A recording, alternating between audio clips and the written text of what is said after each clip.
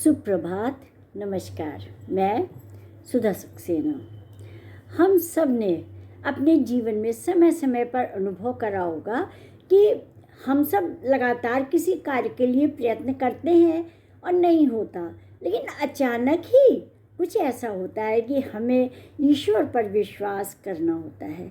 कोई ऐसी ऊर्जा है, कोई ऐसी शक्ति है जो सदैव हमारे साथ काम करती है और हमारी भावनाओं के अनुसार हमें अच्छे और बुरे परिणाम देती है।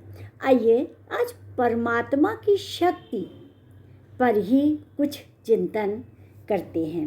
जब मनुष्य की सभी ओर से उम्मीदें खत्म हो जाती हैं, तब वह स्वयं को लाचार महसूस करता है और तब उसे परमात्मा की शक्ति पर भरोसा होता है। परमात्मा की शक्ति से मनुष्य किसी भी क्षण चमत्कार कर सकता है। जो व्यक्ति प्रति क्षण परमात्मा की शक्ति पर विश्वास करता है, वह कभी भी परेशान नहीं होता। क्यों? क्योंकि वह सुख और दुख में समझता है कि इसमें कुछ ना कुछ मेरी भलाई होगी, जो ईश्वर ने मेरे साथ ऐसा किया है। ऐसे व्यक्ति विपरीत परिस्थितियों को अपने पक्ष में करने की क्षमता रखते हैं। परमात्मा की शक्ति असीम होती है और उसके बल पर मनुष्य कुछ भी प्राप्त कर सकता है। परमात्मा की शक्ति से मनुष्य असंभव लगने वाले कार्य को भी बेहद सरलता से हल कर सकता है। जब मनुष्य के मन में परमात्मा के प्रति भक्ति भाव जागृत होता है, तो उसे कुछ भी विपरीत नहीं लगता है और ऐसा व्यक्ति परिस्थिति का आनंद लेता है। वह मानता है कि प्रतिकूल परिस्थितियां भी उसके अनुकूल हैं और ईश्वर ने उसके हित के लिए ही इस प्रकार की परिस्थितियां बनाई होंगी। यह तो आप सब भी समझते हैं कि हमारे में साहस, धैर्य, ये हमें प्रतिकूल परिस्थितियों में ही अपना पता चलता है और दृढ़ होता है।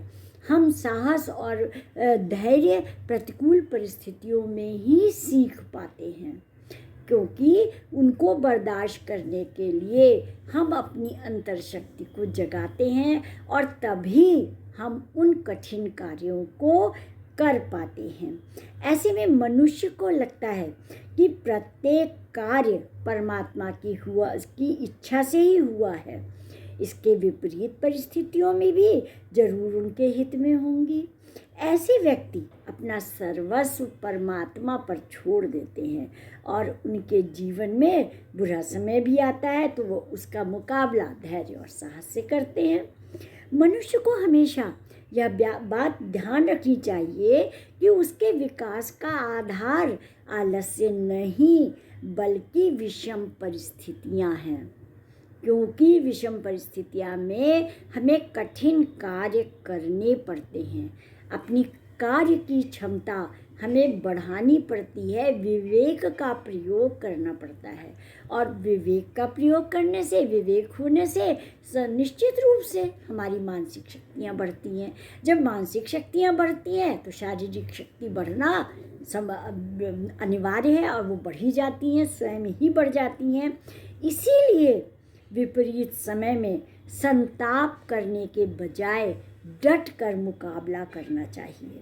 मनुष्य अपने धैर्य, साहस, बुद्धि और पराक्रम से कैसी भी परिस्थिति का सामना कर सकता है और जो व्यक्ति स्वयं अपनी मदद करते हैं, उन्हें ही परमात्मा की शक्ति भी मिलती है और परमात्मा उसकी मदद करता है।